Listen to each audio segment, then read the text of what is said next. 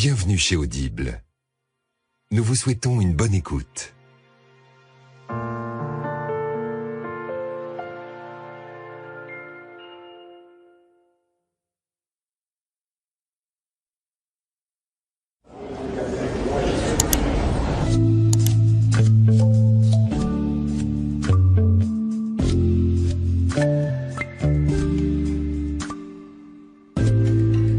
Lizzie présente L'ego et l'ennemi de Ryan Holiday, lu par Olivier Cuvelier.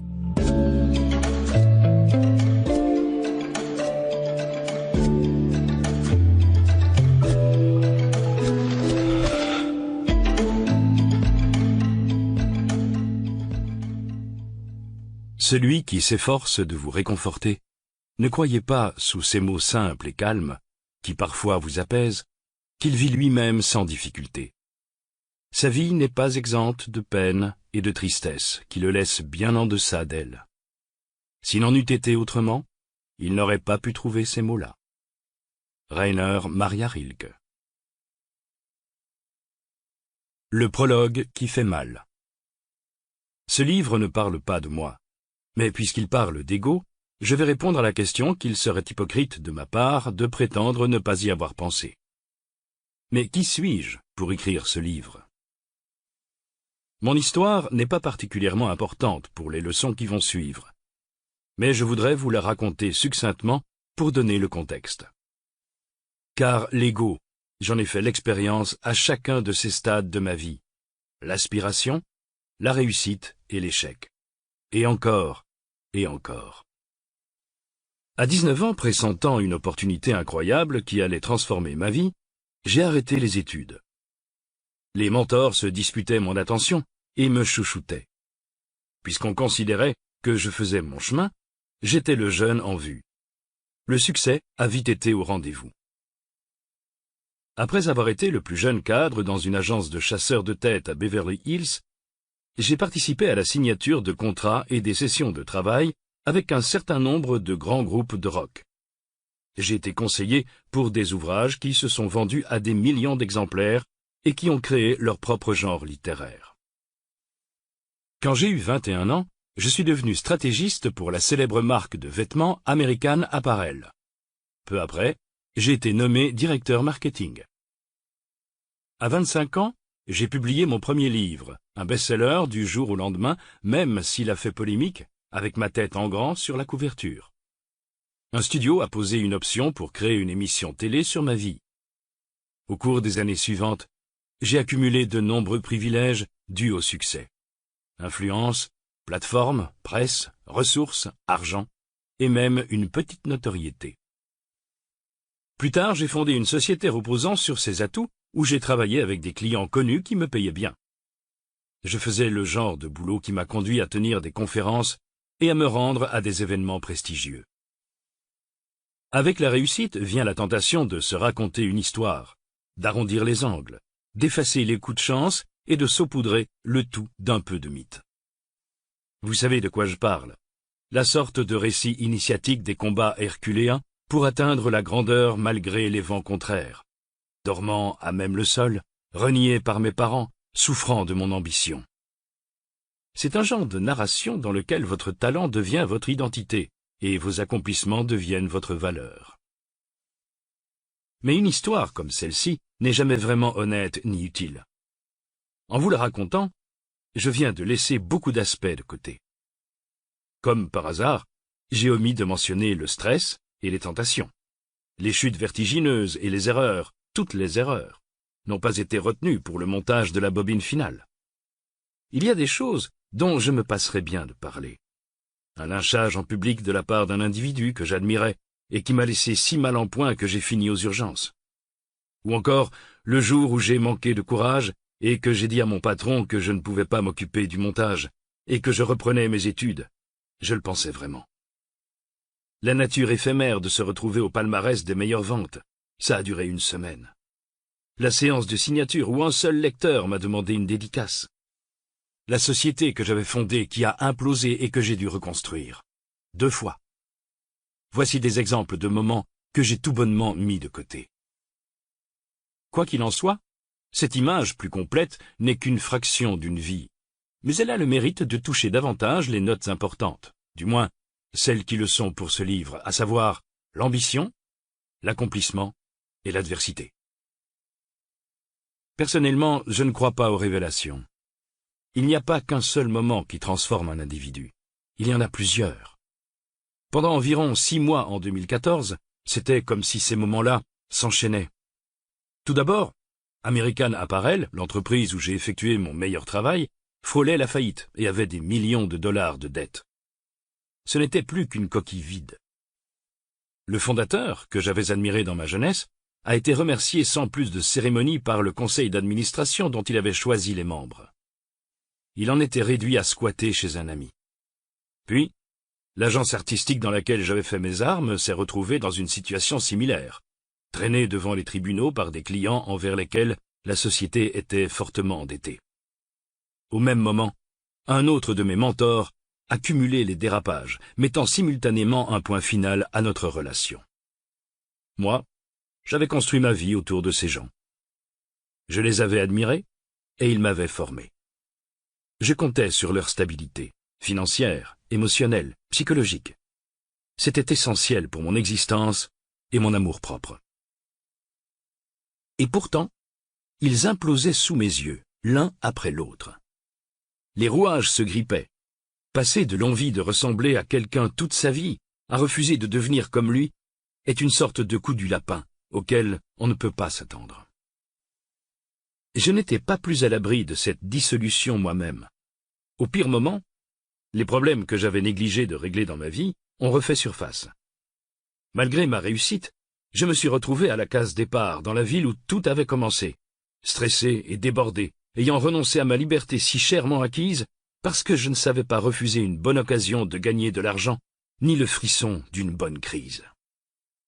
J'étais tellement tendu que la moindre perturbation me mettait en rage. Mon travail, qui m'était toujours facile, est devenu laborieux. Ma confiance en moi et dans les autres s'est effondrée, tout comme ma qualité de vie. Je me souviens être rentré chez moi un jour, après des semaines en tournée, et d'avoir ressenti une crise de panique intense parce que le Wi-Fi ne marchait pas. Si je n'envoie pas ces emails, si je n'envoie pas ces emails, si je n'envoie pas ces emails.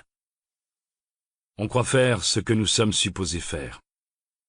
La société vous récompense pour ça. Mais ensuite, vous voyez votre fiancé claquer la porte parce que vous n'êtes plus la même personne qu'avant. Comment est-ce que cela arrive? Est-ce qu'on peut réellement passer du jour au lendemain de l'impression d'être juché sur les épaules des géants à s'extirper des ruines d'explosions en chaîne et de tenter de rassembler les morceaux du puzzle? Quoi qu'il en soit, l'un des avantages de tout ça, c'est que ça m'a forcé à accepter le fait que j'étais accro au boulot. Pas dans le sens « Oh, il travaille beaucoup trop » ou « Détends-toi et lève le pied », mais plutôt « S'il ne se pointe pas aux réunions et qu'il ne se désintoxique pas, il mourra prématurément. » Je me suis rendu compte qu'il y avait un prix à payer pour la passion et le besoin qui m'avait rendu prospère très tôt, comme chez beaucoup d'autres. Ce n'était pas tant la quantité de travail le problème, mais le rôle démesuré qu'il avait pris dans mon estime personnelle. J'étais tellement enfermé dans mon esprit que j'étais prisonnier de mes pensées. Il s'est ensuivi une sorte de routine d'ennui et de frustration, et je devais comprendre pourquoi, à moins de vouloir finir d'une façon tragique. En tant que chercheur et écrivain, j'ai longtemps étudié l'histoire et le monde des affaires. Comme tout ce qui implique les gens, sur une échelle temporelle suffisamment longue, des problèmes universels commencent à apparaître. Ce sont des sujets qui me fascinaient depuis longtemps. Le principal est l'ego. Je connaissais l'ego et ses effets. En fait, j'avais commencé à me documenter pour ce livre près d'1 an avant que ne se produisent les événements dont je viens de parler. Mais mes expériences douloureuses, au cours de cette période, m'ont permis de mettre en lumière les notions que j'étudiais d'une façon que je n'aurais pas pu comprendre auparavant. Cela m'a ouvert les yeux sur les effets pervers de l'ego, non seulement chez moi ou dans l'histoire, mais aussi chez des amis, des clients et collègues, dont certains opèrent au plus haut niveau dans divers secteurs. Les problèmes d'ego avaient coûté des millions de dollars aux gens que j'admirais, et à l'image de Sisyphe, les ont détournés de leurs objectifs au moment où ils les atteignaient. Maintenant, j'ai moi aussi eu une vision du précipice. Quelques mois après cette révélation, je me suis fait tatouer la phrase « L'ego est l'ennemi » sur l'avant-bras droit. Je ne sais pas d'où ces mots sont sortis, sans doute d'un livre que j'ai lu il y a fort longtemps, mais ils ont immédiatement été d'un grand réconfort et d'une aide précieuse. Sur le bras gauche, j'ai une autre citation d'origine tout aussi obscure. « L'obstacle est le chemin ». Je les regarde tous les jours, et elles m'aident à prendre des décisions dans la vie. Je les vois quand je nage, quand je médite, quand j'écris ou quand je sors de la douche le matin. Les deux phrases me préparent et m'avertissent à prendre la bonne direction dans quasiment toutes les situations que j'affronte. J'ai écrit ce livre non pas parce que j'ai atteint une certaine sagesse qui me ferait croire que je suis qualifié pour en parler, mais parce que c'est le livre que j'aurais aimé trouver à des tournants critiques dans ma vie. Comme chacun, j'ai dû répondre à la question la plus importante qu'on puisse se poser dans la vie. Qui est-ce que je souhaite devenir? Et quel chemin vais-je donc suivre? Quod vitae sectabor iter. Puisque je trouve ces questions intemporelles et universelles, j'ai tenté de m'appuyer sur des préceptes philosophiques et des exemples historiques dans ce livre au lieu de ma propre expérience. Alors que les livres d'histoire regorgent de récits sur des génies visionnaires qui ont façonné le monde à leur image, avec une force brute presque irrationnelle, je pense qu'en cherchant bien, on découvre que l'histoire est aussi écrite par des individus qui ont combattu leur ego à chaque instant, qui ont évité les feux de la rampe et placé les objectifs supérieurs au-dessus de leur désir de reconnaissance. M'attacher à ces histoires et les partager a été ma façon de les comprendre et de les absorber.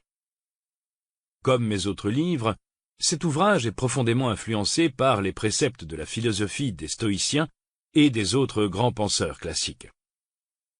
Je m'inspire d'eux dans tous mes essais, tout comme je les ai étudiés toute ma vie durant. Si vous trouvez quelque chose d'utile dans ce livre, ce sera grâce à eux, pas à moi. Démosthène a un jour déclaré que la vertu commence par la compréhension, et elle est comblée par le courage. Pour la première fois, nous devons commencer à nous voir, nous et notre monde, d'une nouvelle façon. Puis, nous devons nous battre pour nous différencier et rester différents. C'est là que les choses se corsent. Je ne dis pas qu'il faut réprimer ou supprimer tout ego dans la vie, et je ne crois pas que ça soit possible. En réalité, il ne s'agit que d'histoire morale pour encourager le meilleur de nos instincts. Dans l'éthique à Nicomaque, Aristote emploie l'analogie d'un bout de bois tordu pour décrire la nature humaine. Pour éliminer les courbes, le menuisier appliquera de la pression sur les bosses, tout en douceur, pour le redresser en gros. Évidemment, 2000 ans plus tard, Kant a lâché, l'homme a été taillé dans un bois si tordu qu'il est douteux qu'on n'en puisse jamais tirer quelque chose de tout à fait droit. On ne sera peut-être jamais droit, mais on peut essayer de se redresser. C'est toujours agréable quand quelqu'un vous fait sentir spécial, capable ou inspiré, mais ce n'est pas le but de ce livre. J'ai voulu classer ces pages de façon que vous vous retrouviez au même stade que moi lorsque j'en ai achevé l'écriture. Vous penserez moins à vous.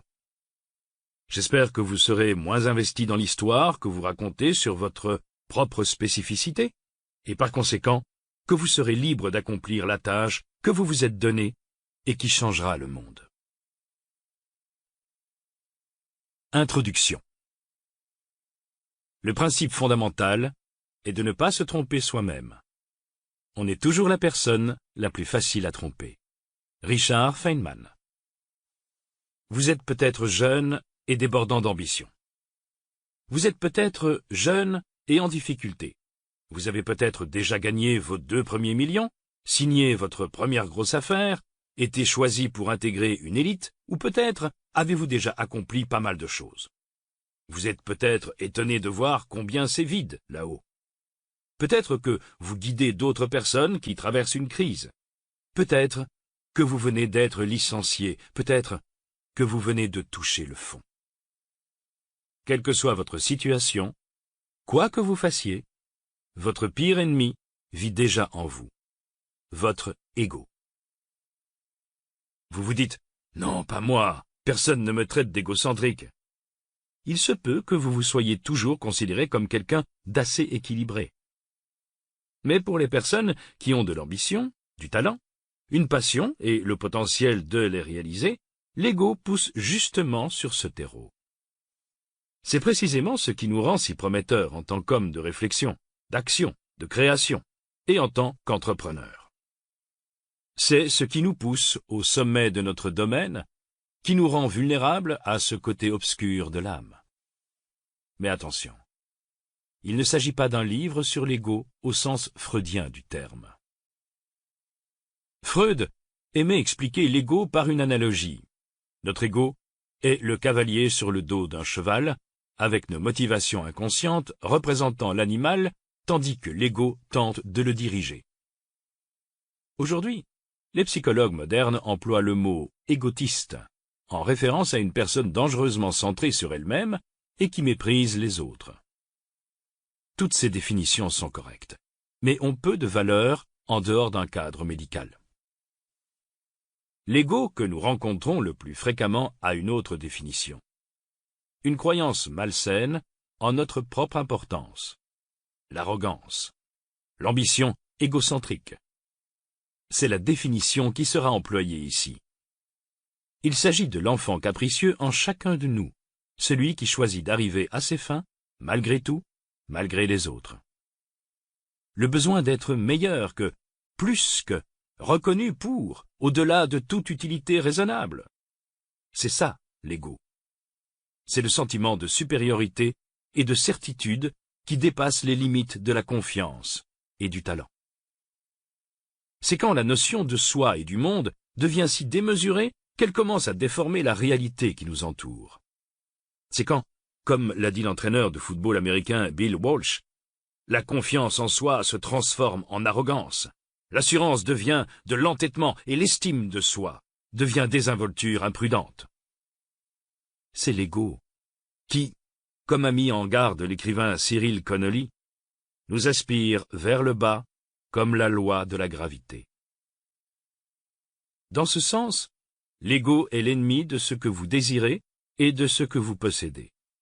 La maîtrise d'un talent.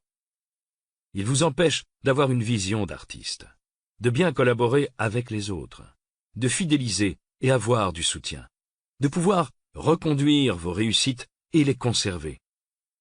L'ego repousse les avantages et les opportunités. C'est un aimant à ennemi et à erreur. C'est tomber de Charybde en Scylla. La plupart d'entre nous ne sont pas égocentriques, mais l'ego est à la base de quasiment tous les problèmes et obstacles, de la raison pour laquelle on ne peut pas gagner, à la raison pour laquelle on a besoin de gagner sans arrêt et aux dépens des autres. De la raison pour laquelle on n'a pas ce que l'on souhaite, à la raison pourquoi obtenir ce qu'on souhaite ne semble pas nous satisfaire. Généralement, nous ne le voyons pas ainsi. Nous pensons qu'autre chose est la cause de nos problèmes, les autres, souvent. Comme l'a dit le poète Lucrèce il y a plusieurs millénaires, nous sommes le fameux malade ignorant la cause de sa maladie. Surtout pour les personnes qui réussissent et qui ne voient pas ce que l'ego les empêche de faire, car tout ce qu'elles voient est ce qu'elles ont déjà réussi à faire. Pour chaque ambition et objectif, petits ou grands, que nous avons, l'ego est là pour nous saborder sur le chemin que nous nous efforçons de suivre. L'illustre homme d'affaires Harold Jenin a comparé l'égoïsme à l'alcoolisme. L'égoïste ne trébuche pas, renversant les objets sur son bureau. Il ne bégaye pas, il ne bave pas. Non, à la place, il devient de plus en plus arrogant. Et certaines personnes, ignorant ce qui se cache derrière ce genre de comportement, prennent son arrogance pour une sensation de pouvoir et de l'assurance. On pourrait se dire que ces personnes se trompent elles-mêmes, car elles ignorent la maladie qu'elles ont contractée ou qui les tue. Si l'ego est la voix qui nous dit que nous sommes meilleurs que nous le sommes véritablement, alors on peut dire que l'ego inhibe la véritable réussite en empêchant de créer un lien direct et honnête avec le monde qui nous entoure. L'un des premiers membres des Alcooliques Anonymes a défini l'ego comme une séparation consciente. De quoi? De tout. Les moyens par lesquels cette séparation se manifeste de façon négative sont immenses. On ne peut pas travailler avec des gens si on bâtit une barricade autour de soi. On ne peut pas rendre le monde meilleur si on ne le comprend pas et qu'on ne se comprend pas nous-mêmes. On ne peut pas accepter une critique si on est incapable ou qu'on ne veut pas écouter les autres. On ne sait pas reconnaître les opportunités ou les créer si au lieu de voir ce qui est devant nous, on vit dans notre monde imaginaire. Si on ne peut pas sincèrement estimer nos capacités par rapport aux autres, ce n'est pas de l'assurance que nous avons, ce sont des illusions. Comment pouvons-nous toucher, motiver ou guider d'autres personnes si on n'a pas d'affinité avec leurs besoins, parce que nous aurons perdu le contact avec les nôtres?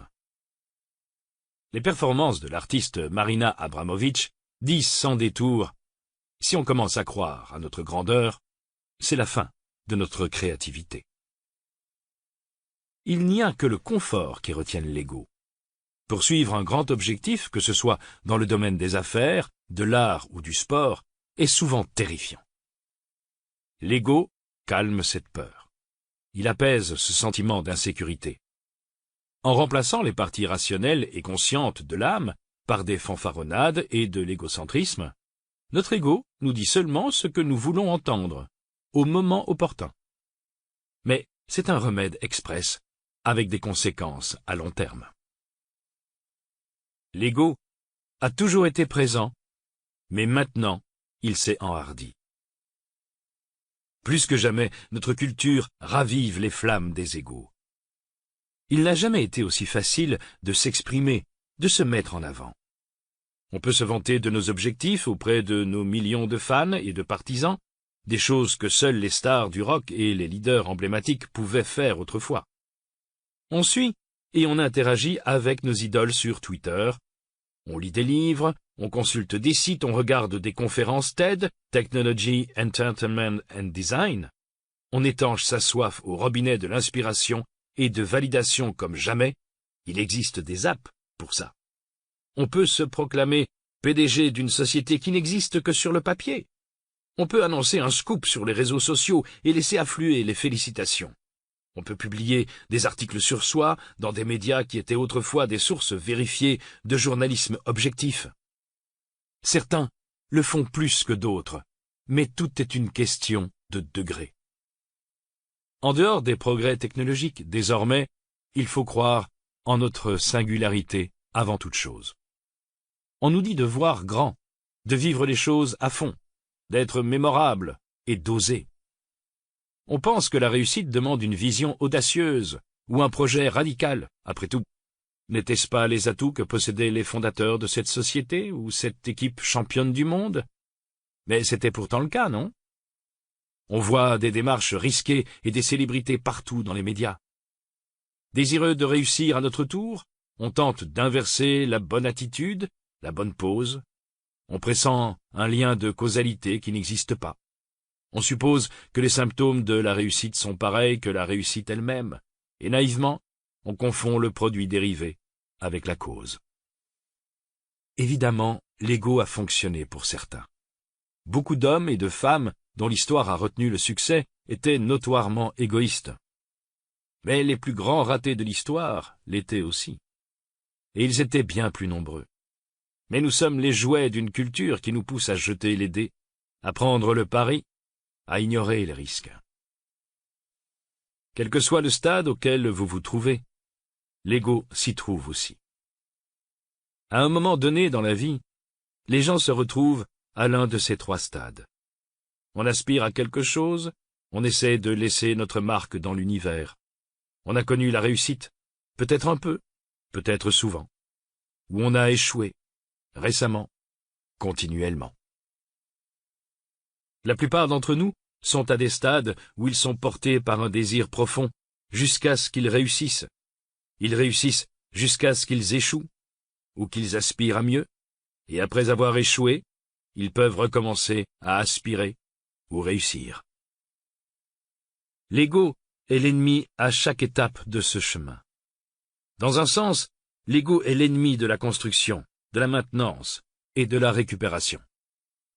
Quand les choses arrivent vite et facilement, c'est peut-être fabuleux. Mais à un moment charnière, ou en cas de difficulté, c'est pour cela que ce livre s'articule autour de 3 parties. Aspiration, réussite, échec. Le but de cette structure est simple. Vous aider à réprimer l'ego le plus tôt possible, avant que les mauvaises habitudes ne se mettent en place, pour remplacer les tentations de l'ego par l'humilité et la discipline quand le succès est au rendez-vous, et pour trouver la force et le courage afin de ne pas être anéanti par l'échec face à un mauvais coup du sort.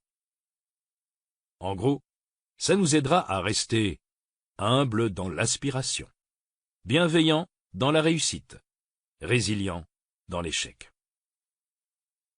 Cela ne veut pas dire que vous n'êtes pas unique et que vous n'avez pas une contribution incroyable à apporter au cours de votre passage sur Terre. Cela ne veut pas dire que c'est impossible d'aller au-delà des frontières de la création, d'inventer, de se sentir inspiré ou de viser à produire un changement ou encore une innovation véritablement ambitieuse. Au contraire, pour le faire correctement et prendre des risques, un équilibre est nécessaire. Les bâtiments exposés aux intempéries ont besoin d'une fondation solide, comme le rappelle la sagesse populaire.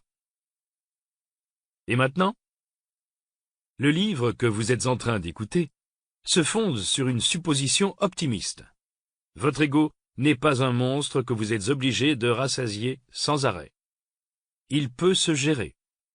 Il peut être guidé.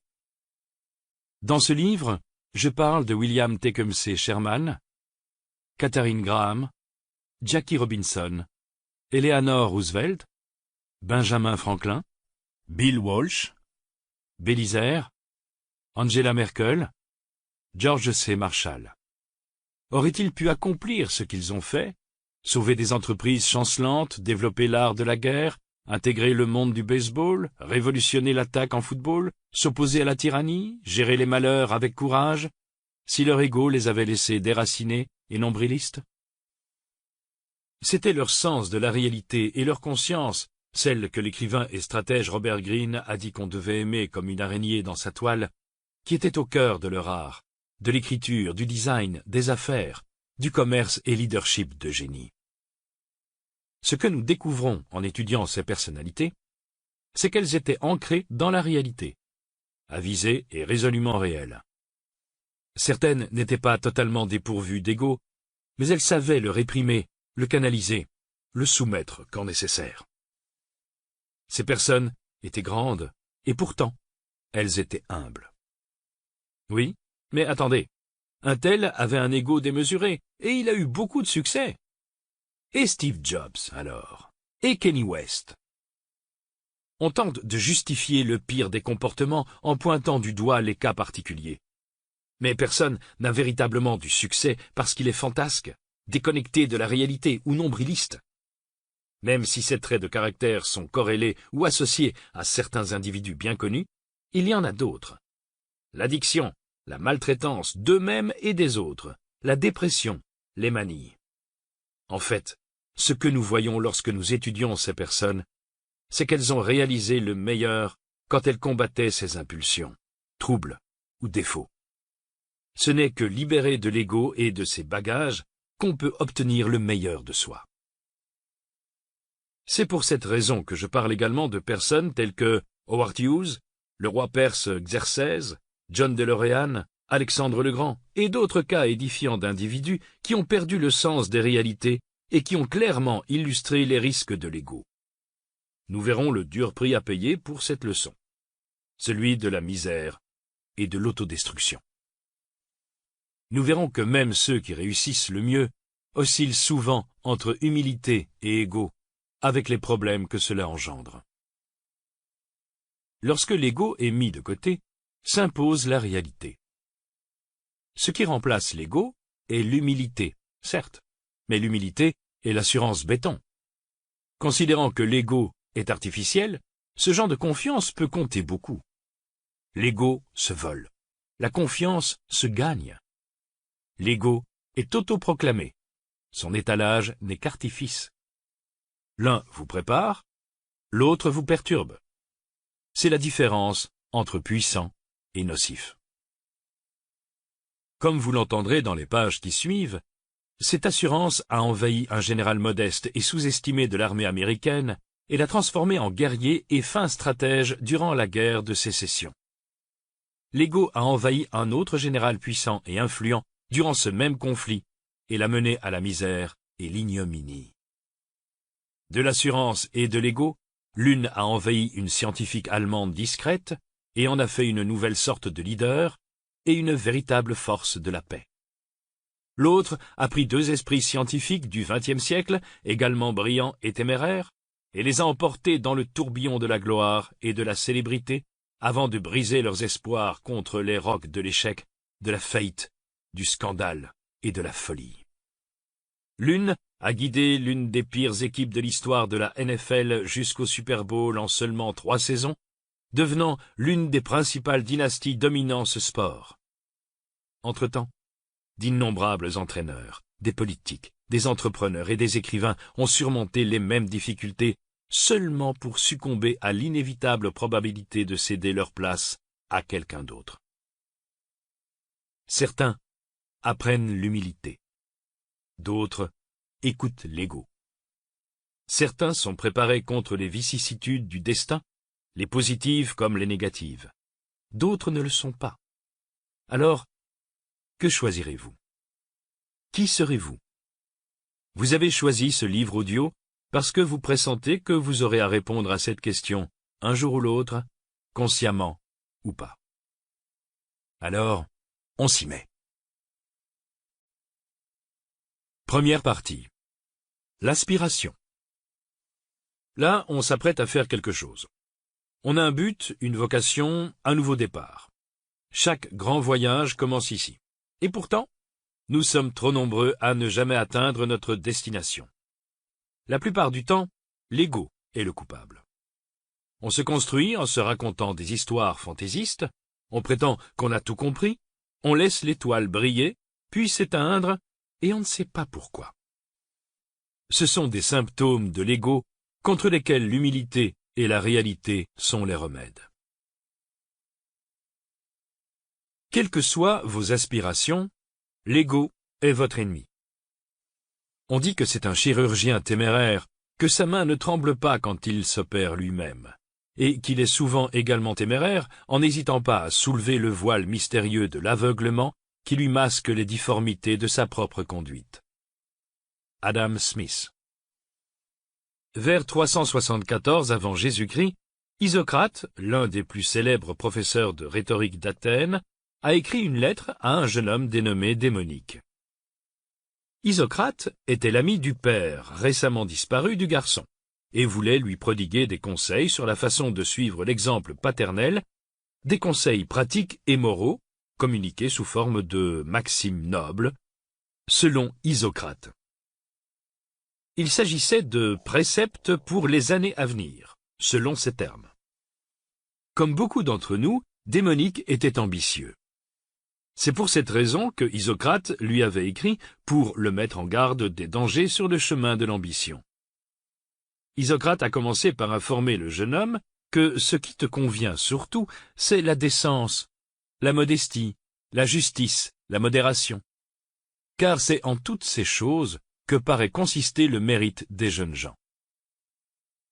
Pratique la modération, écrivit-il, conseillant à Démonique de ne pas tomber sous l'emprise de la colère, du plaisir et de la douleur. Et aie ceux qui flattent autant que ceux qui trompent, car les uns et les autres, quand on les écoute, font tort à ceux qui les croient. Il écrivit « Sois affable envers ceux qui t'approchent, et n'aie point de fierté. Le poids de l'orgueil est à peine supportable, même pour des esclaves. Et sois lent dans tes délibérations, mais prompt à exécuter ce que tu auras arrêté. » Il poursuivit « Le meilleur en chacun de nous est notre bon sens. » L'orateur lui recommandait d'exercer constamment son esprit, car c'est ce qu'il y a de plus grand dans ce qu'il y a de plus petit qu'un esprit bien orné dans le corps d'un homme. Certains conseils vous disent sans doute quelque chose. Ils ont été repris 2 millénaires plus tard par William Shakespeare, qui a souvent prévenu des délires de l'ego. En fait, dans Hamlet, en se servant de cette lettre comme modèle, Shakespeare place les mots de Isocrate dans la bouche de son personnage Polonius lorsqu'il s'adresse à son fils Laërte. Ce discours, si vous l'avez déjà entendu, se conclut par ces lignes. Avant tout, envers toi-même, sois loyal. Et aussi sûr que la nuit succède au jour, tu ne sauras être déloyal envers quiconque. Adieu. Que ma bénédiction porte ses fruits en toi. Les mots de Shakespeare ont touché un jeune officier de l'armée américaine dénommé William Tecumseh Sherman, qui allait devenir le plus grand général et stratège militaire de l'Amérique. Sans doute n'avait-il jamais entendu parler de Isocrate, mais il aimait beaucoup la pièce de Shakespeare, et en citait souvent des extraits dans ses allocutions. Comme démonique, le père de Sherman était décédé lorsqu'il était encore enfant. Comme démonique, un sage plus âgé l'avait pris sous son aile. Pour Sherman, il s'agissait de Thomas Ewing, futur sénateur et ami de la famille, qui adopta le garçon et l'éleva comme son propre fils. Ce qui est intéressant dans le cas de Sherman, c'est que malgré les relations de son père, personne n'aurait prédit qu'il dépasserait le niveau régional et encore moins qu'il refuserait de prendre la présidence des États-Unis, un geste sans précédent. Contrairement à Napoléon, qui a surgi de nulle part et qui a disparu tout aussi rapidement une fois défait, l'ascension de Sherman a été lente et progressive. Il fit ses classes à West Point, puis s'engagea dans l'armée. Au cours de ses premières années de régiment, Sherman traversa quasiment l'intégralité de l'Amérique à dos de cheval, apprenant à chacun de ses postes. Les rumeurs de guerre de sécession grandissant, Sherman partit vers l'Est proposer ses services. Il fut brièvement appelé à la rescousse à la bataille de Bull Run, une défaite plutôt cuisante pour l'armée de l'Union. Profitant d'une pénurie de chefs, Sherman fut promu brigadier général et convoqué pour rencontrer le président Lincoln et son premier conseiller militaire.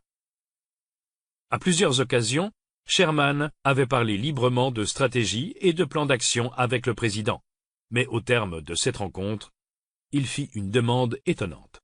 Il acceptait la promotion à condition qu'il n'ait pas à assumer de commandement supérieur. Est-ce que Lincoln pouvait le lui promettre? Avec tous les autres généraux réclamant plus de statut et de pouvoir, Lincoln s'empressa d'accepter. À ce moment de l'histoire, Sherman se sentait plus à son aise en tant que numéro 2. Il savait qu'il avait une estimation honnête de ses propres capacités et que le rôle secondaire lui convenait mieux. Vous imaginez? Quelqu'un d'ambitieux qui ne saisit pas la chance d'avoir plus de responsabilités parce qu'il voulait se sentir prêt à les assumer? C'est vraiment si fou que ça? Pour autant, Sherman n'a pas toujours été un exemple de discipline et de retenue. Au début de la guerre, chargé de défendre le Kentucky avec un nombre d'hommes insuffisant, il manque d'assurance, ses manies et sa tendance à douter lui jouent des tours. Tempêtant contre le manque de ravitaillement, incapable de sortir de sa tête, se montrant paranoïaque sur les mouvements ennemis, il se défila et parla avec un manque de discernement à des journalistes. Dans la controverse qui s'ensuivit, il fut temporairement démis de ses fonctions. Il lui fallut plusieurs semaines de repos pour s'en remettre. Ce fut l'un des rares moments catastrophiques de sa carrière, autrement en progression constante. Après cet épisode malencontreux, dont il tira leçon, Sherman prit réellement ses marques. Par exemple, lors du siège de Fort Nelson, Sherman occupait techniquement un rang supérieur à celui du général Ulysses S. Grant. Alors que les autres généraux de Lincoln se querellaient pour obtenir pouvoir personnel et reconnaissance, Sherman renonça à son grade, préférant soutenir Grant au lieu de donner des ordres. « C'est vous le chef, lui rappela Sherman dans une note qui accompagnait un ravitaillement. N'hésitez pas à faire appel à moi en cas de besoin. Ensemble, ils remportèrent l'une des premières victoires de l'Union dans la guerre. Fort de ses réussites, Sherman commença à défendre sa fameuse idée de marcher vers l'océan. Un plan audacieux et stratégiquement intrépide qui n'était pas un simple coup de génie, mais qui était étayé par une topographie précise qu'il avait étudiée en tant que jeune officier dans ce qui semblait alors un avant-poste dans un coin perdu. Là où Sherman avait montré de la prudence, il avait maintenant acquis de la confiance, mais contrairement à tant d'autres personnes très ambitieuses, il l'avait mérité. En se frayant un chemin de Chattanooga à Atlanta, puis d'Atlanta à l'océan, il évita de s'engager dans les séries de batailles traditionnelles. Tout étudiant en histoire militaire peut imaginer comment la même invasion menée par l'ego au lieu d'une motivation sans faille aurait connu une fin totalement différente. Son sens des réalités lui a permis d'entrevoir un passage à travers le Sud que d'autres pensaient impossible. Toute sa théorie de manœuvre guerrière reposait sur l'évitement de combats de front ou de démonstrations de force sous forme de batailles rangées, en ignorant les critiques visant à le faire réagir. Lui, il suivait son plan. Vers la fin de la guerre, Sherman était une célébrité en Amérique, et pourtant, il ne visait pas de fonction publique. Il n'avait pas de goût prononcé pour la politique. Il voulait simplement faire son travail et prendre sa retraite en temps voulu. Rejetant les incessantes louanges et l'attention qui viennent avec ce genre de réussite, il écrivit comme un avertissement à son ami Ulysses Grant « Soyez naturel, restez vous-même, et toute cette flatterie sera comme la brise marine un jour d'été. » L'un des biographes de Sherman a résumé l'homme et ses accomplissements uniques en quelques phrases remarquables. C'est pour cette raison qu'il est notre exemple dans cette phase de notre ascension. Parmi les hommes qui atteignent la célébrité et deviennent leaders, deux types ont été identifiés. Ceux qui sont nés en croyant en eux et ceux chez qui le leadership s'est progressivement acquis en fonction de leurs accomplissements.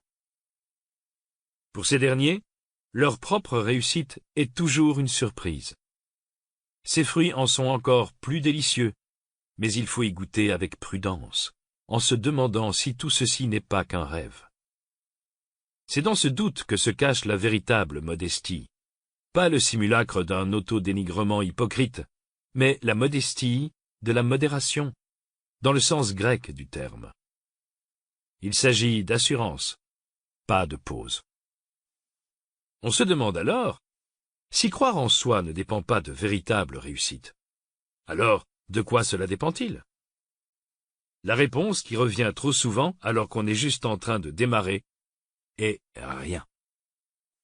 L'ego. C'est pour cela qu'on est souvent témoin d'ascensions vertigineuses suivies de chutes calamiteuses. Alors, quel type de personne serez-vous? Comme chacun de nous, Sherman devait trouver un équilibre entre talent, ambition et intensité, surtout dans sa jeunesse. C'est grâce à cela qu'il a pu gérer les réussites exceptionnelles qu'il a connues. Tout cela est bien étrange. Alors que Isocrate et Shakespeare souhaitaient que les individus se comportent avec retenue, soient motivés et pétris de principes, la plupart d'entre nous ont reçu un enseignement contraire. Nos valeurs culturelles nous poussent presque à nous rendre dépendants d'une validation, dirigés que nous sommes par nos émotions.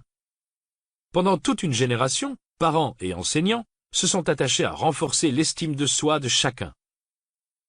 À partir de là, les thèmes abordés par nos gourous et personnalités ont presque exclusivement visé à inspirer, encourager et persuader qu'on peut faire ce qu'on a envie de faire.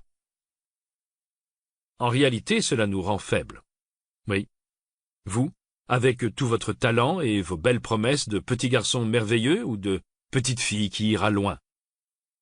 Je suis persuadé qu'on vous l'a promis. C'est pour ça que vous avez atterri dans l'école prestigieuse que vous fréquentez, que vous avez trouvé le financement de votre entreprise, que vous avez été embauché ou promu, que l'opportunité qui se présente à vous aujourd'hui est tombée du ciel. Comme l'a dit Irving Berlin, le talent n'est que le point de départ. Mais serez-vous capable d'en profiter? Ou serez-vous votre pire ennemi? Allez-vous éteindre la flamme qui vient de s'allumer? Sherman était un homme profondément ancré dans la réalité. C'était un homme parti de rien, et qui a accompli de grandes choses, sans jamais avoir l'impression qu'il méritait les honneurs qu'il recevait. En fait, il s'en remettait systématiquement aux autres et était plus que ravi de participer à une équipe gagnante, même si cela signifiait moins de reconnaissance et de gloire individuelle. C'est dommage qu'on ait raconté à des générations de petits garçons la glorieuse charge de Pickett, un assaut de la cavalerie confédérée qui s'est soldé par une défaite, mais que l'exemple de Sherman, un homme réaliste, discret, soit passé sous silence, ou pire encore, diabolisé. On pourrait dire que la capacité à évaluer sa propre aptitude est le talent le plus important. Sans cela, tout progrès est impossible. Et c'est sûr, l'ego n'arrange pas les choses. C'est sûrement plus agréable de se concentrer sur nos talents et nos forces, mais cela nous mène à quoi? L'arrogance et l'égocentrisme inhibent tout développement, tout comme les fantasmes et les visions. Au cours de cette phase, exercez-vous à vous contempler en prenant un peu de recul et cultivez la capacité à sortir de votre tête. Le détachement est un antidote naturel contre l'ego. C'est facile de se sentir émotionnellement investi et épris de ce que l'on fait. C'est le cas pour n'importe quel narcissique. Ce qui est plus rare n'est pas le talent pur, la compétence ou même la confiance, mais l'humilité, l'assiduité et la conscience de soi. Pour que votre travail ait une part de vérité, il doit être sincère. Si vous voulez être autre chose qu'un feu de paille, vous devez vous préparer à vous concentrer sur le long terme.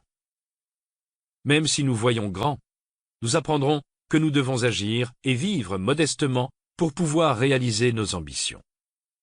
Puisque nous nous concentrerons sur l'action et l'apprentissage et renoncerons à la reconnaissance et au statut, nos ambitions ne seront pas grandioses, mais itératives. Un pas après l'autre, on apprend, on se développe, on prend le temps. Nos concurrents, avec toute leur agressivité, intensité, égocentrisme, cherchant sans cesse à se mettre en avant, ne comprennent pas comment ils compromettent leurs efforts, sans parler de leur lucidité. Nous défierons le mythe du génie plein d'assurance, pour qui le doute et l'introspection sont complètement étrangers, ainsi que le mythe de l'artiste torturé qui sacrifie sa santé au profit de son œuvre. S'ils sont séparés de la réalité et des autres, nous resterons profondément connectés, conscients et en tirerons des leçons. Les faits sont mieux que les rêves, comme aurait dit Churchill. Même si nous partageons avec tant d'autres des rêves de grandeur, nous comprenons que notre chemin pour l'atteindre est tout autre. En suivant les préceptes d'Isocrate et de Sherman, nous comprenons que l'ego est notre ennemi sur ce chemin. Ainsi, lorsque nous réussirons, il ne nous plombera pas et nous serons plus forts. Parlez, parlez et parlez encore. Celui qui sait ne parle pas. Celui qui parle ne sait pas. Lao Tse. Lors de sa célèbre campagne pour devenir gouverneur de la Californie en 1934, l'auteur et militant Upton Sinclair a eu une démarche originale. Avant l'élection, il a publié un livre intitulé « Hi, Governor of California and How I Ended Poverty ». Moi, gouverneur de la Californie, et comment j'ai mis fin à la pauvreté, dans lequel il soulignait, en employant le passé, les politiques qu'il avait mises en place en tant que gouverneur, un poste qu'il n'avait pas encore obtenu. C'était une démarche originale, dans une campagne qu'il était tout autant, visant à profiter de la force de Sinclair. En tant qu'auteur, il savait communiquer avec le public comme personne.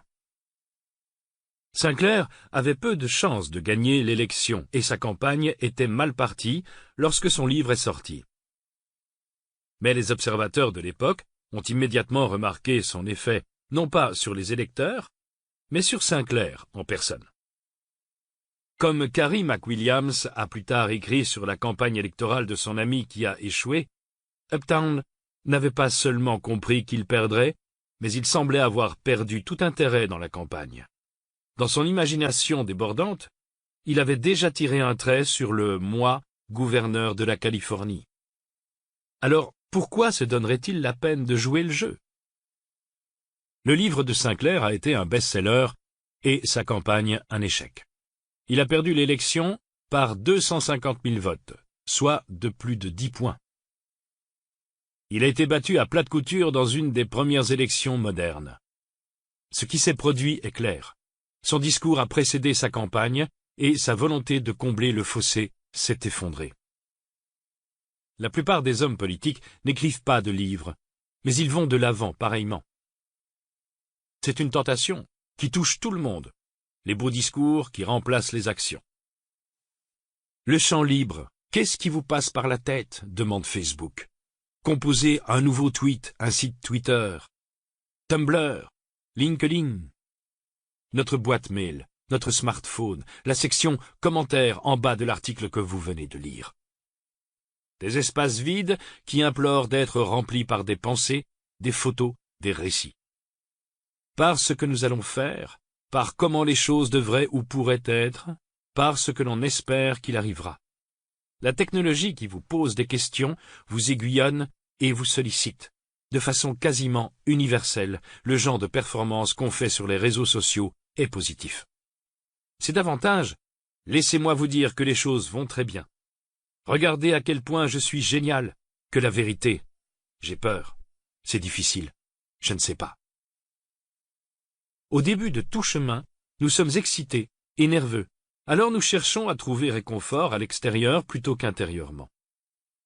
Chacun de nous a un côté faible, qui, comme une organisation syndicale, n'est pas vraiment mauvais, mais au bout du compte, cherche à attirer l'attention et la reconnaissance publique tout en faisant le moins possible. Ce côté-là est ce qu'on appelle l'ego. L'auteur et l'ancienne blogueuse de Gawker, Emily Gould, une sorte de Anna Horvath dans la vraie vie, l'a compris quand elle s'est battue 2 ans pour publier son roman. Même si on lui avait offert un joli contrat, elle était en panne. Pourquoi? Elle était débordée. Elle passait beaucoup de temps sur Internet. En 2010, je n'ai rien fait d'autre que tumbler, tweeter, faire défiler. Ça ne m'a rien rapporté, financièrement parlant, mais j'avais l'impression que c'était du travail. Je me justifiais de cette habitude de diverses façons. Je lançais ma marque. Bloguer était créatif. Même la curation de contenu en partageant le post de quelqu'un d'autre était créative, si on plisse les yeux. Je ne faisais rien d'autre de créatif. En d'autres termes, elle faisait ce qu'on est nombreux à faire lorsque nous sommes effrayés ou dépassés par un projet. Elle faisait tout, sauf se concentrer dessus. Le roman qu'elle devait écrire est resté 1 an au point mort. C'était plus facile de parler de l'écriture, de faire des choses intéressantes autour de l'art, de la créativité et de la littérature, que d'écrire réellement. Elle n'est pas la seule dans ce cas. Quelqu'un a récemment publié un livre intitulé « Working on my novel », en travaillant sur mon roman, qui compile des posts d'écrivains qui clairement n'étaient pas en train de travailler à leur bouquin. Écrire, comme de nombreux actes créatifs, est une chose difficile. Rester assis devant une table, les yeux dans le vague, en colère contre le sujet qui ne vous semble pas assez bon, en colère contre vous-même, parce que vous ne vous considérez pas assez bon. En réalité, beaucoup de nos précieux efforts sont pénibles, que ce soit coder une nouvelle activité ou maîtriser un art. Mais parler, cela a toujours été facile. On a tendance à penser que le silence est un signe de faiblesse, qu'être ignoré équivaut à être mort, et pour l'ego, c'est vrai.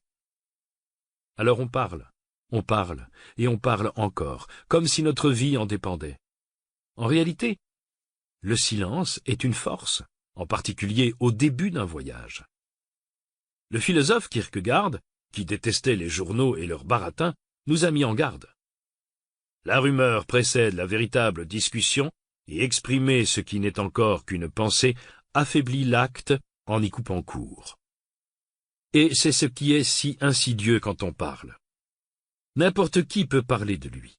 Tous les enfants bavardent et colportent des rumeurs. La plupart des gens savent faire du battage publicitaire et vendre quelque chose. Alors, qu'est-ce qui est rare? Le silence.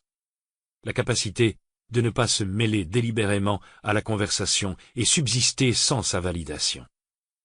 Le silence est le répit des hommes forts et confiants. Sherman avait une règle qu'il tentait de suivre. Ne jamais justifier ce que vous pensez ou faites avant que cela soit nécessaire. Peut-être qu'avec le temps, une meilleure raison surgira dans votre esprit. Le grand joueur de baseball et de football, Bo Jackson, avait décidé qu'il y avait 2 choses qu'il voulait accomplir en tant que sportif à Auburn. Remporter le trophée Heisman et être choisi en premier dans la sélection de la NFL. À qui en a-t-il parlé? À personne, sauf à sa petite amie. Conserver une souplesse stratégique n'est pas le seul avantage de garder le silence pendant que d'autres jacassent. Il y a également un aspect psychologique. Le poète Hésiode y pensait lorsqu'il a dit « La langue parcimonieuse est certes un trésor excellent parmi les hommes. » Parler nous épuise. Parler et se battre pour les mêmes ressources. Les études ont montré que si visualiser l'objectif est important, à un certain moment, l'esprit commence à le confondre avec les véritables avancées. Il en va de même pour la verbalisation. Il a été prouvé que parler à haute voix pendant qu'on travaille à nos problèmes diminue sérieusement notre sagacité et nos progrès. Après avoir passé autant de temps à réfléchir, expliquer et discuter de la tâche, on a l'impression qu'on se rapproche de la solution. Pire encore, quand les choses se corsent vraiment, on se dit qu'on peut jeter l'éponge parce qu'on a tout essayé, même si ce n'est pas vrai. Plus la tâche est difficile, plus le résultat est incertain, et plus les discussions nous coûteront, plus nous fuirons nos responsabilités. Parler a sapé toute l'énergie dont nous avions besoin pour conquérir ce que Steven Pressfield appelle la résistance, l'obstacle qui se dresse entre nous et l'expression créative.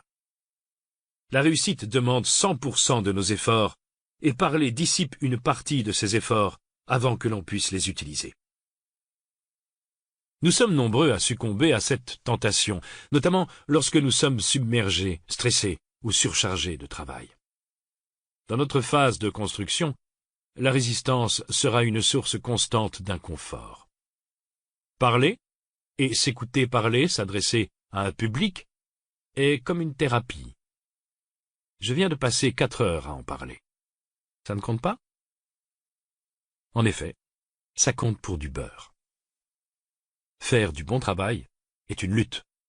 C'est épuisant, démoralisant, effrayant. Enfin, pas toujours, mais c'est le ressenti que l'on peut avoir sur le coup. On parle pour remplir le vide et l'incertitude.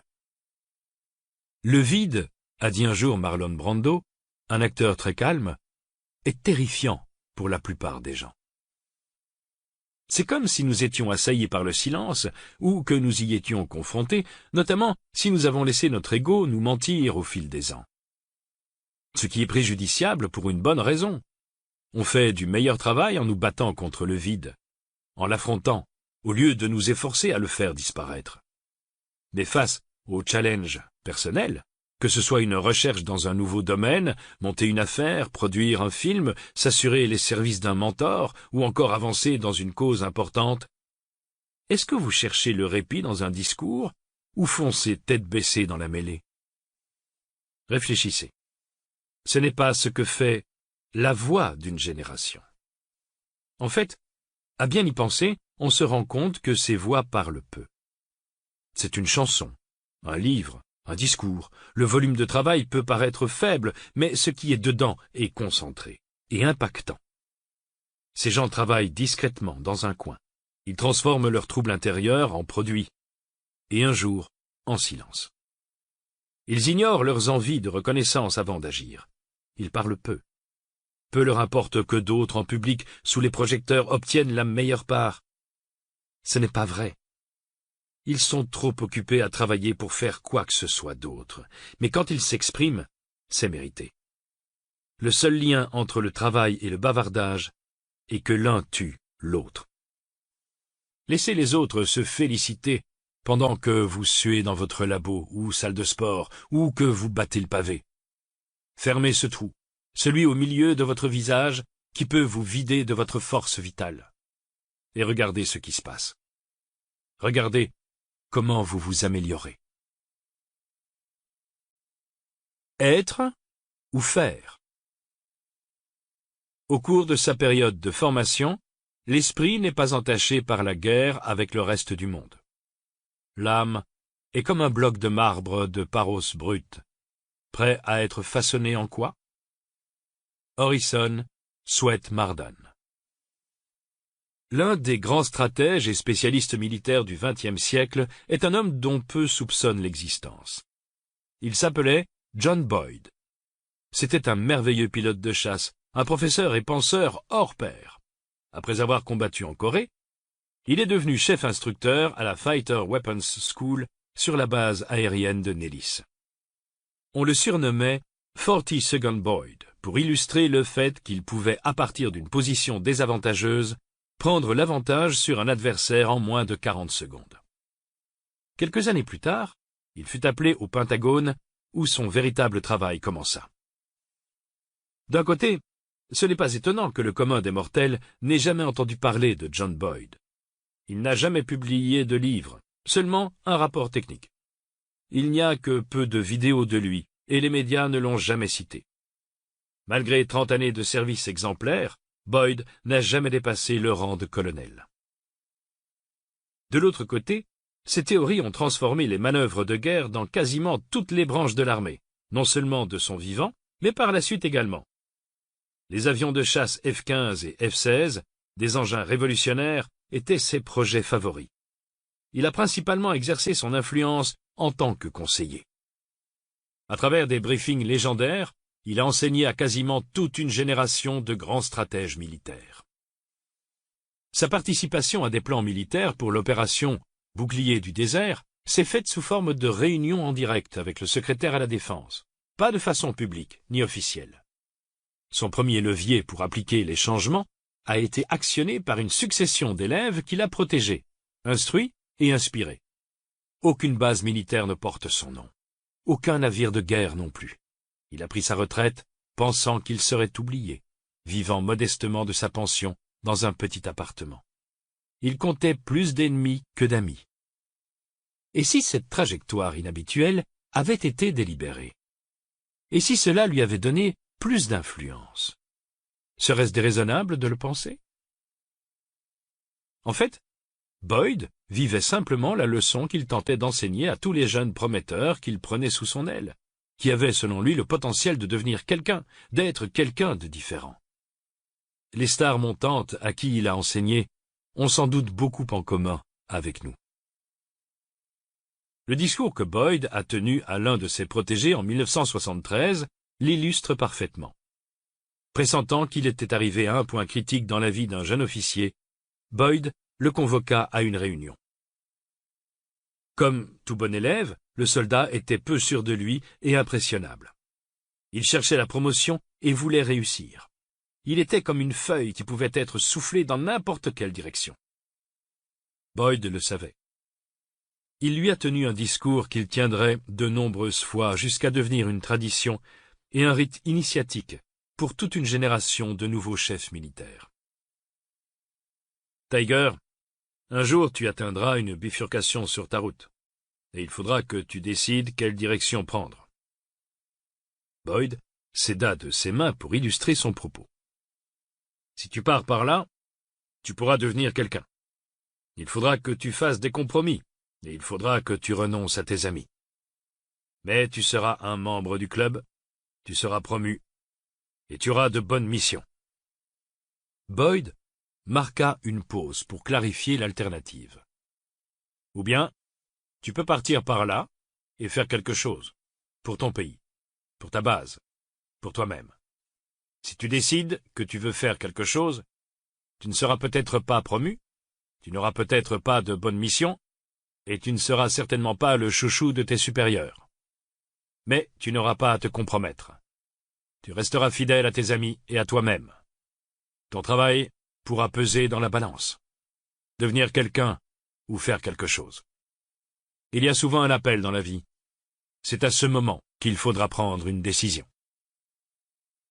Puis Boyd conclut avec des paroles qui allaient guider ce jeune homme et tant d'autres pour le reste de leur vie. Être ou faire? Quel choix vas-tu faire? Quoi que l'on cherche à faire dans la vie, la réalité s'immisce dans l'idéalisme de notre jeunesse. Cette réalité prend diverses formes et plusieurs noms. Prime, engagement, reconnaissance, politique.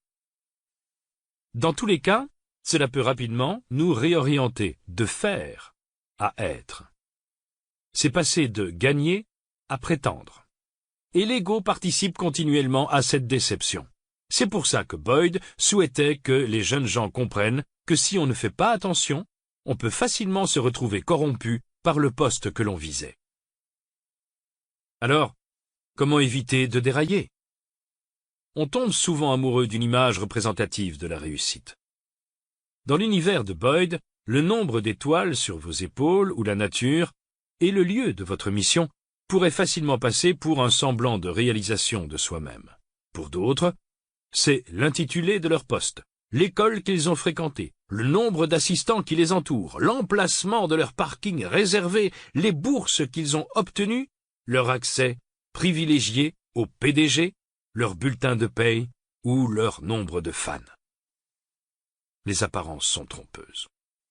Avoir l'autorité n'est pas pareil qu'être une autorité. Avoir le droit et avoir raison sont aussi deux choses différentes. Être promu ne signifie pas forcément que vous faites du bon travail, ni que vous méritez une promotion.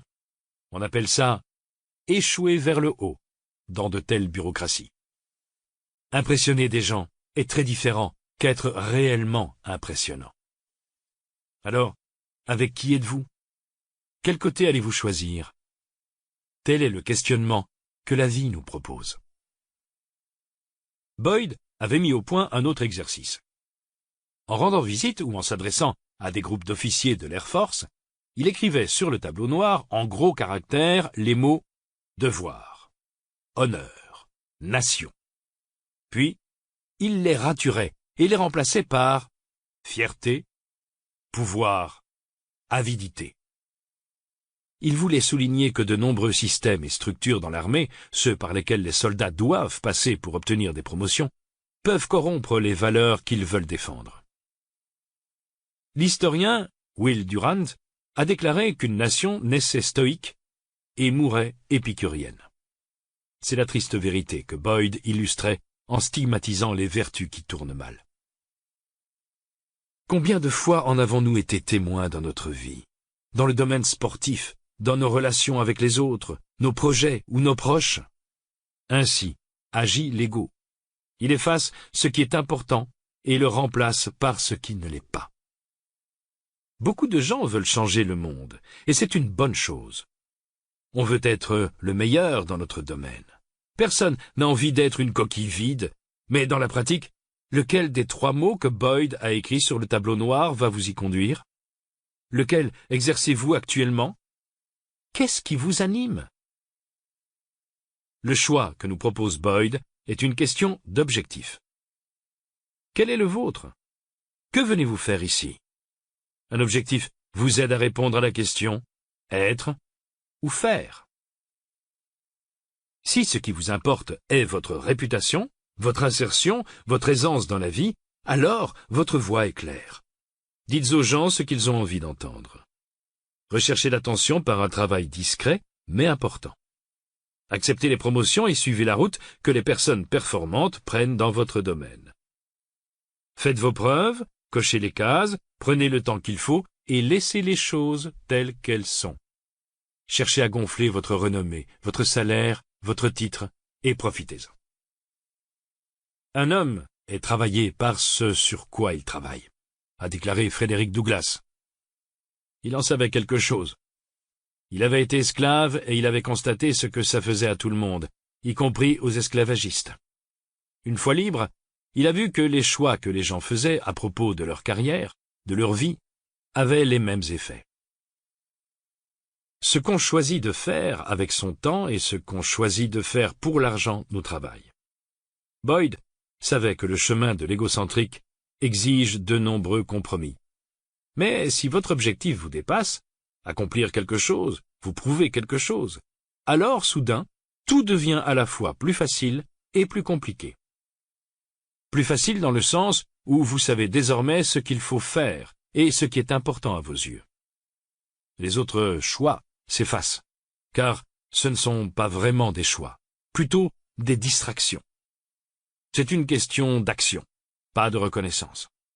C'est plus facile dans le sens où vous ne faites pas de compromis, mais plus compliqué parce que chaque opportunité, même gratifiante, doit être évaluée selon des lignes directrices strictes.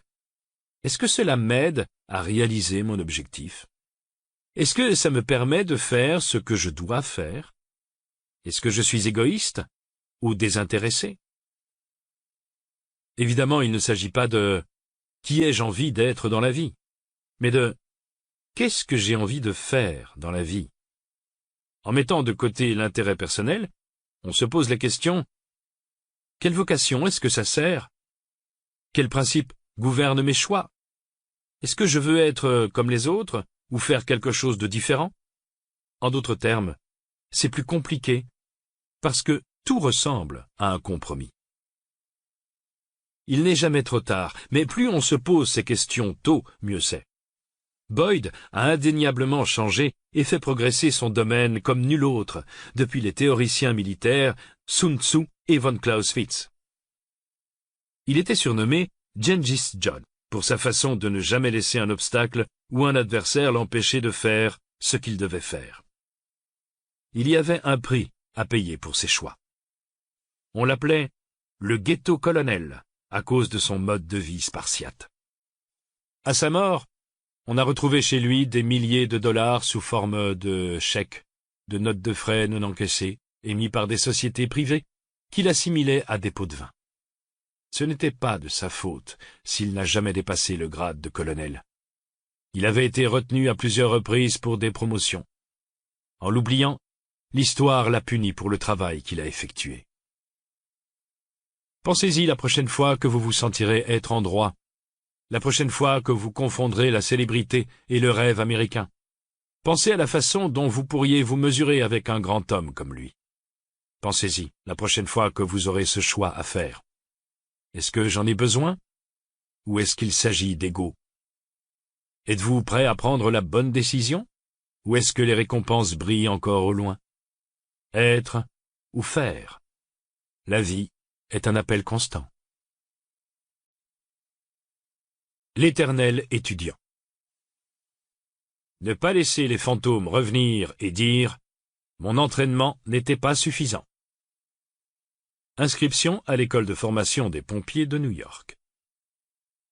Au début des années 1980, en avril, une seule journée s'est transformée en un cauchemar pour un guitariste et en un job de rêve pour un autre. Les membres du groupe de métal underground Metallica s'étaient réunis pour une séance d'enregistrement dans un entrepôt décrépit de New York et ont informé de but en blanc leur guitariste, Dave Mustaine, qu'il était viré. Ils lui ont donné un billet de bus pour qu'il rentre à San Francisco. Ce même jour, Kirk Hammett, jeune guitariste d'à peine 20 ans, a hérité du poste au sein du groupe. Catapulté dans une nouvelle vie, il a participé à son premier concert avec Metallica quelques jours après. On pourrait croire que c'était le moment que Hammett avait attendu toute sa vie. C'est vrai. Même si Metallica n'était connu que dans un cercle relativement fermé, c'était un groupe prometteur. Ils avaient déjà commencé à repousser les limites du thrash metal et le culte de la célébrité était lancé. En quelques années à peine, ils allaient devenir l'un des meilleurs groupes au monde, vendant plus de 100 millions d'albums. C'est à cette époque que Kirk a eu une prise de conscience assez humiliante. Malgré ses années de pratique de la guitare et son intégration dans le groupe Metallica, il n'était pas aussi bon guitariste qu'il ne l'aurait voulu. Chez lui, à San Francisco, il a cherché un professeur de guitare. Même s'il avait intégré le groupe dont il rêvait et qu'il était littéralement passé guitariste professionnel, Kirk souhaitait une formation supplémentaire. En gros, Il était éternel étudiant. Le professeur qu'il a trouvé avait la réputation d'être l'enseignant des profs de guitare, et il travaillait pour des prodiges de la musique tels que Steve Vai. Joe Satriani, l'homme que Ahmet avait choisi en tant qu'instructeur, allait devenir l'un des meilleurs guitaristes au monde et vendre plus de 10 millions d'albums d'une musique unique et virtuose. Il enseignait dans une petite boutique de musique à Berkeley. Le style de Satriani en faisait un choix étonnant de la part de Ahmet. Mais c'était le but. Kirk voulait apprendre ce qu'il ignorait, compléter ses connaissances des fondamentaux afin de continuer d'explorer le nouveau genre musical qu'il avait la chance de développer. Satriani s'est vite aperçu des lacunes de Ahmet, et il ne s'agissait pas de talent. Le truc avec Kirk, c'est qu'il était déjà un très bon guitariste à son arrivée ici. Il faisait déjà des solos. Il déchirait. Il était très habile de la main droite et il connaissait la plupart des accords. Mais il n'avait pas appris à jouer dans un environnement où l'on enseigne les noms des accords et comment tout relier. Les séances de travail n'étaient pas forcément délirantes. Satriani a expliqué que ce qui différenciait Ahmet était sa volonté d'endurer ce genre de formation, ce que les autres refusaient. C'était un bon élève. Beaucoup de ses copains guitaristes se plaignaient que j'étais un professeur trop exigeant. La méthode Satriani était simple. Des leçons hebdomadaires à apprendre. Si elles n'étaient pas sues, Ahmet ferait perdre son temps à tout le monde et ce n'était pas la peine qu'il revienne. Pendant les 2 années qui ont suivi, Kirk s'est plié aux exigences de Satriani, revenant chaque semaine pour recevoir une critique objective, faire des exercices techniques et assimiler la théorie pour l'instrument qu'il allait finir par jouer devant des centaines de milliers de personnes. Même après ces 2 ans de formation, Kirk venait présenter à Satriani les licks et riffs qu'il avait travaillés avec le groupe. Il a appris à réfréner son instinct de toujours, en rajouter davantage. Il a peaufiné sa capacité à produire plus avec moins de notes et pu se concentrer sur son ressenti, exprimer ses notes à bon escient. À chaque fois, il s'améliorait en tant que guitariste et artiste. Ce qu'il y a de bien avec le fait d'être étudiant n'est pas seulement qu'il s'agit d'une longue période d'apprentissage, mais aussi qu'on confie son ego et son ambition à quelqu'un d'autre.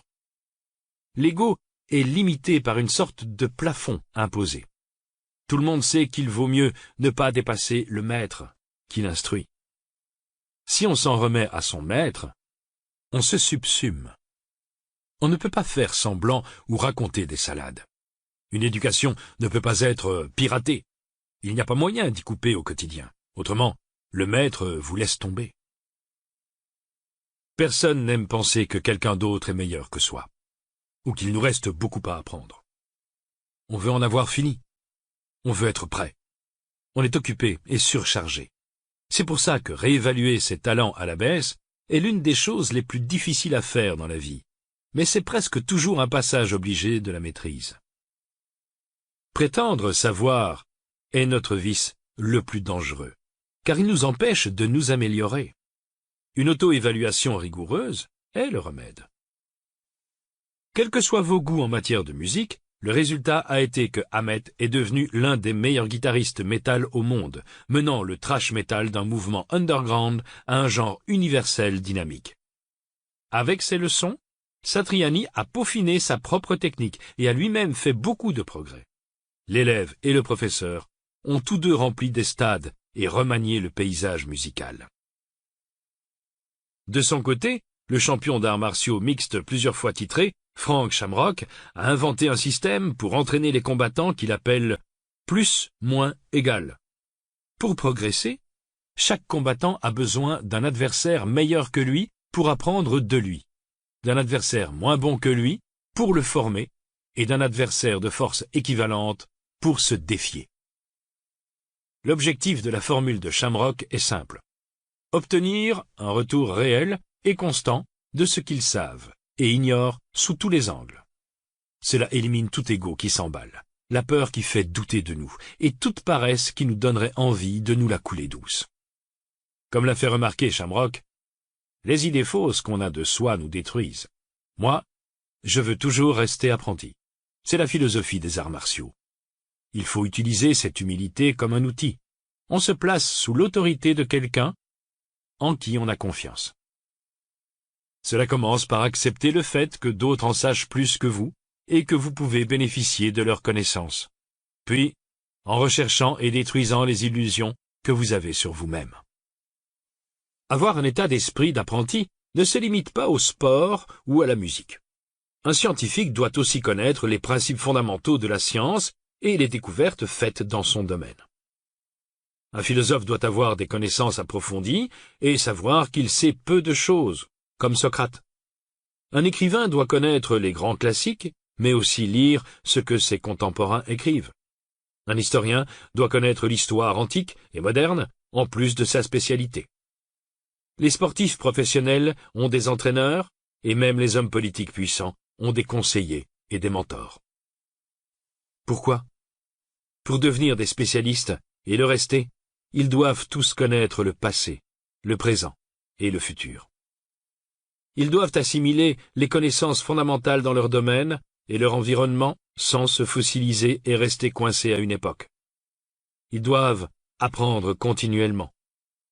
Nous devons tous devenir notre propre professeur, tuteur et critique. Pensez à ce qu'aurait pu faire Ahmet, ce que nous aurions fait à sa place, si nous étions propulsés au rang de rockstar ou de célébrité en devenir dans notre domaine. On serait tenté de penser « J'ai réussi, j'y suis parvenu, ils ont viré l'autre parce qu'il n'est pas aussi bon que moi. Ils m'ont choisi parce que j'ai ce qu'il faut. » S'il avait pensé ainsi, on n'aurait probablement jamais entendu parler de lui, ni de Metallica. Après tout, il y a une kyrielle de groupes de métal qui sont tombés dans l'oubli dans les années 1980. Un véritable élève est comme une éponge. Il absorbe ce qui se passe dans son environnement, il filtre les informations et retient ce qu'il faut retenir. Un élève sera autocritique et automotivé. Il essayera toujours d'approfondir ses connaissances afin de passer au sujet suivant, au prochain défi. Un véritable apprenti sera aussi son propre maître et critique. Il n'y a pas de place pour l'ego. Reprenez l'exemple du combat. La conscience de soi y est particulièrement cruciale, car les adversaires cherchent constamment à opposer leur force contre une faiblesse. Si un combattant n'est pas capable d'apprendre et de s'entraîner tous les jours, s'il ne cherche pas constamment ce qu'il pourrait améliorer en évaluant ses faiblesses et en empruntant de nouvelles techniques à ses pairs et adversaires, il sera cassé et démoli. Pour nous autres, ce n'est pas très différent. Ne sommes-nous pas en train de nous battre pour ou contre quelque chose? Croyez-vous être le seul à espérer atteindre votre but? Vous ne croyez sûrement pas que vous êtes le seul à vouloir décrocher la timbale. Les gens sont surpris de découvrir les aspirations humbles qu'avaient les grands hommes. Comment ça, ils n'étaient pas agressifs, en droit, conscients de leur grandeur ou de leur destinée? En réalité, bien qu'ils fussent confiants, l'acte d'être un éternel étudiant les a gardés humbles. C'est impossible d'apprendre ce qu'on croit déjà savoir, disait Épictète.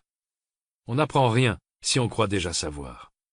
On ne trouve pas les réponses si on est trop vaniteux ou sûr de soi pour poser des questions. On ne peut pas devenir meilleur si on est convaincu d'être le meilleur. L'art d'accepter les critiques est indispensable dans la vie, surtout lorsqu'il s'agit de critiques négatives ou dures.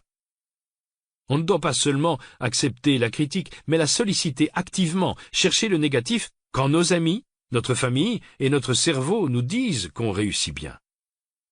L'ego évite à tout prix les critiques. Qui a envie de passer par la formation de rattrapage? L'ego pense déjà savoir comment et qui nous sommes, c'est-à-dire des gens spectaculaires, parfaits, géniaux, réellement innovateurs. L'ego déteste la réalité et préfère sa propre idée. L'ego ne permet pas non plus une véritable incubation. Devenir ce que nous espérons demande souvent une longue période obscure à rester sur et à se battre avec un sujet ou un paradoxe. L'humilité est ce qui nous retient. On s'inquiète du fait qu'on ne sait pas encore suffisamment de choses et qu'il faut continuer à apprendre. L'ego accélère les choses, déclarant que la patience est pour les perdants et la considérant à tort comme une faiblesse. L'ego prétend qu'on est assez bon pour présenter notre talent au reste du monde. Pendant qu'on est là, assis à relire notre travail, pendant qu'on fait notre premier pitch, qu'on s'apprête à ouvrir notre première boutique, ou qu'on s'habille pour la dernière répétition générale, l'ego est l'ennemi. Il nous donne un retour d'information faussé, déconnecté de la réalité. Il est défensif au moment où on ne peut pas se permettre d'être sur la défensive. Il nous empêche de nous améliorer en nous disant qu'on n'en a pas besoin.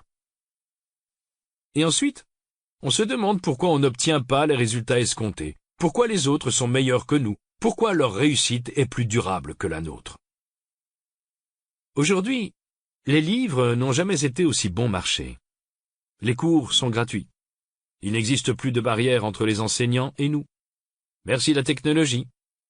Aujourd'hui, on n'a plus d'excuses pour ne pas avoir accès à l'éducation. Et parce que l'information à notre disposition est infinie, on n'a pas d'excuses pour arrêter notre apprentissage. Nos professeurs dans la vie ne sont pas seulement ceux qu'on paye, comme Ahmet a payé Satriani. Ils ne font pas non plus partie d'une sorte de dojo, comme dans le cas de Shamrock. Beaucoup des meilleurs enseignants sont bénévoles, parce que, comme vous, ils ont été jeunes et qu'ils ont eu les mêmes objectifs que les vôtres. Nombreux sont ceux qui n'ont pas conscience de fournir un enseignement.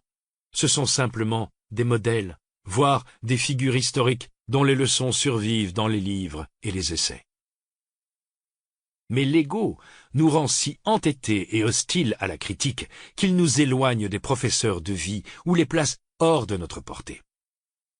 Pourtant, comme le dit l'ancien proverbe, lorsque l'étudiant est prêt, le professeur apparaît. Évitez de s'emballer. Vous paraissez manquer de ce vivida vis animi qui anime, qui excite la plupart des jeunes gens à plaire, à briller, à effacer les autres. Si ce noble désir vous manque, et si vous craignez les peines nécessaires pour vous rendre considérable, comptez que vous ne le deviendrez jamais. Lord Chesterfield. La passion. Tout est une question de passion. Trouvez sa passion. Vivre passionnément. Inspirez le monde par votre passion. Le public se presse au festival Burning Man, rencontre artistique dans le désert de Black Rock au Nevada, pour y trouver de la passion, pour se fondre dans la passion, pour raviver la flamme de leur passion. Il en est de même pour les conférences TED, le désormais énorme SXSW, festival de musique, de cinéma et de médias interactifs à Austin, au Texas, et des milliers d'autres événements, colloques et sommets, tous alimentés par ce qu'ils déclarent être la force la plus importante de la vie. Voici ce que ces gens ne vous disent pas. Votre passion peut être le truc qui vous empêche d'atteindre le pouvoir, d'avoir de l'influence ou même d'accomplir des choses. C'est parce que souvent nous échouons avec passion, et non pas à cause d'elle. Au début de sa carrière politique, un visiteur a parlé de l'intérêt passionné d'Eleanor Roosevelt pour un texte de loi sociale. Il le disait comme un compliment, mais la réponse d'Eleanor a été éloquente. Certes, je soutiens cette cause, mais je ne pense pas que le terme passionné s'applique à moi. En tant que femme douce, accomplie et patiente, née à une époque où les braises des vertus discrètes de l'ère victorienne étaient encore chaudes, Eleanor Roosevelt était au-delà de la passion. Elle avait un objectif. Elle était déterminée. Ce n'était pas la passion qui la guidait, mais la raison. De leur côté, George W. Bush, Dick Cheney et Donald Rumsfeld étaient passionnés par l'Irak. Christopher McCandless brûlait de passion lorsqu'il a entrepris son voyage au bout de la solitude. Tout comme Robert Falcon Scott, parti explorer l'Arctique, mordu par la course au pôle, ainsi que de nombreux alpinistes lors de l'ascension tragique de l'Everest en 1996, frappés temporairement par ce que les psychologues appellent aujourd'hui la théodicée de l'objectif. L'inventeur du Segway et ses investisseurs croyaient détenir une invention qui allait changer le monde et ont tout fait pour la promouvoir. Il est incontestable que toutes ces personnes intelligentes et talentueuses croyaient ardemment en ce qu'elles faisaient. Il est clair aussi qu'elles n'étaient pas préparées, incapables d'entendre les avis contraires et les mises en garde de leur entourage. C'est aussi le cas d'innombrables entrepreneurs, auteurs, chefs, gérants d'entreprises, politiques et designers dont vous n'avez jamais entendu parler et dont vous n'entendrez jamais parler, parce que leur barque a coulé à peine sortie du port. Comme tout amateur, ils avaient de la passion, mais il leur manquait autre chose. Attention, je ne parle pas d'attention soutenue, mais d'une autre sorte de passion. Un enthousiasme débridé, l'envie de sauter sur ce qui se tient devant soi avec zèle, la boule d'énergie que nos professeurs et gourous disaient être notre atout primordial. C'est ce désir brûlant, insatiable de nous lancer vers ou parvenir à un objectif vague, lointain et ambitieux. Cette motivation d'apparence inoffensive, anodine, est si éloignée du droit chemin que cela nous fait mal. N'oubliez pas, zélé est simplement une façon sympa de dire taré. Un jeune basketteur de l'équipe de l'UCLA, Lewis Alcindor Jr., 3 fois champion national, disait de son célèbre entraîneur, John Wooden, qu'il était sans passion. Wooden n'était pas enthousiasmé par les discours et les sources d'inspiration. Pour lui, ces émotions supplémentaires étaient un fardeau. Sa philosophie, c'était plutôt la maîtrise et faire le boulot sans jamais être esclave de la passion. Ce basketteur qui a appris cette leçon de Wooden allait plus tard changer de nom pour devenir le célèbre Kareem Abdul-Jabbar. Personne n'oserait qualifier Eleanor Roosevelt, John Wooden ou le discret basketteur Kareem d'apathiques. On ne dirait pas plus d'eux qu'ils étaient frénétiques ou fervents. Eleanor Roosevelt, l'une des militantes les plus puissantes et influentes de l'histoire, et sans aucun doute la première dame la plus importante d'Amérique, était surtout connue pour sa grâce, sa prestance et son engagement. Wooden a remporté 10 titres en 12 ans, dont 7 d'affilée parce qu'il avait mis au point un système pour gagner et l'avait transmis à son équipe. Aucun des deux ne laissait l'excitation les gagner. Leur corps n'était pas sans cesse en mouvement. Il leur a fallu des années pour devenir les personnes que l'on connaît. C'était un processus d'accumulation. Dans l'effort, on fait face à des problèmes complexes, des situations jusque-là inédites pour nous. Les opportunités ne sont pas de grandes piscines profondes qui nécessitent du courage et de l'audace pour plonger dedans. Elles sont obscures, masquées de poussière.